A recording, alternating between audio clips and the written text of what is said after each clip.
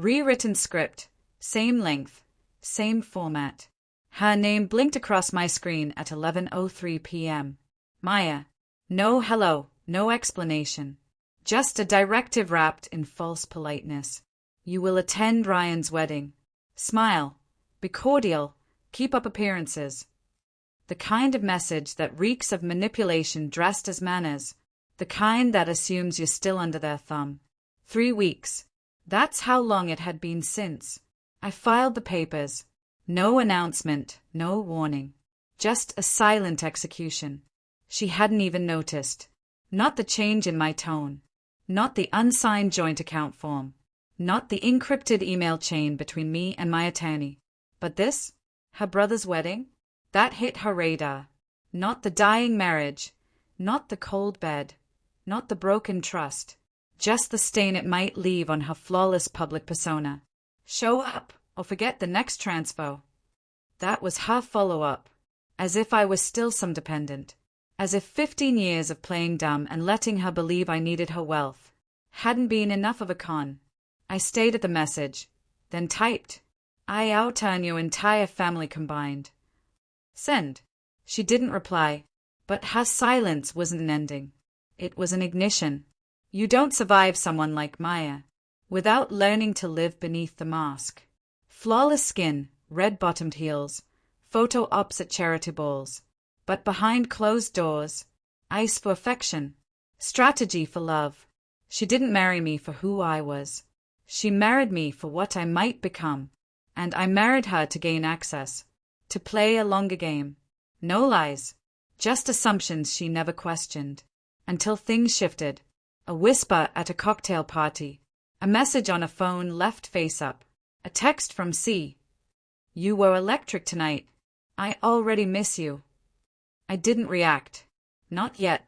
You don't move on suspicion. You wait for certainty. I started logging her late-night drives, her travel overlaps, her vanishing hours. She assumed I was too lost in code, too bound to her money to see she'd already checked out. But I saw everything. I bought a boner phone, hid it in her SUV, left it recording every time the engine turned. She never once noticed. Most recordings were silence, traffic, shallow sighs. Until one Thursday, 7:46 p.m. Don't call the house. His catching on. Male voice. Confident. Possessive. The same voice surfaced again. This time on a tapped landline. Tell him whatever. Just keep the checks coming. That's your job. No reaction from me. I called a private firm. Let them hunt. And they did. Phone records, flight itineraries, hotel logs, even therapist notes. Turns out the advice wasn't aimed at saving our marriage. It was 6 months of file for divorce in weekly doses. To her, she never questioned why I suddenly stopped arguing. She mistook surrender for submission. But I was moving my pieces silently. The envelope landed the day before Ryan's wedding. Flash drive. Full report. Timeline. Images.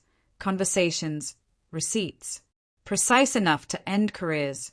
I didn't cry. I printed one photo. Her in Paris. Lips on another man's. He was wearing my cufflinks. A gift? Apparently. I slipped it into a cream envelope. Her signature party stationery. At the rehearsal dinner, dressed in the suit she once insisted I buy. I handed it to her. Watched her open it. One blink. Then another. Her fingers started to shake. I smiled and leaned in. Smile for the cameras, Maya. It's your brother's night. Then I walked away. She called the next morning, breathless. No greeting. Just panic wrapped in urgency. We need to talk. I let the silence hang. Please. It was a mistake. It didn't mean anything. Still nothing. You're not ending our marriage over this. It ended 3 weeks ago. The words were surgical. What? Divorce is filed. You were too busy faking orgasms and auctions to notice. Her breath caught. You can't do this. I'm the one who. You're just a label now. Keep it. Wear it. Then I hung up. Later, I contacted the wedding videographers. Don't crop me out. Let the absence be seen. Then, I leaked the affair anonymously to her favorite luxury gossip blog. Headline: Philanthropy Queen's Secret Paris Fling. She vanished online. Socials gone. Endorsements cancelled. Her brother? Cut her off. Me? I never looked back. Weeks later, one last text. You ruined me. No reply. I don't ruin people. They hand me the gasoline. I just let the flame drop. Now, I walk into rooms with nothing to hide. No debts. No fear. No one holds leverage over me.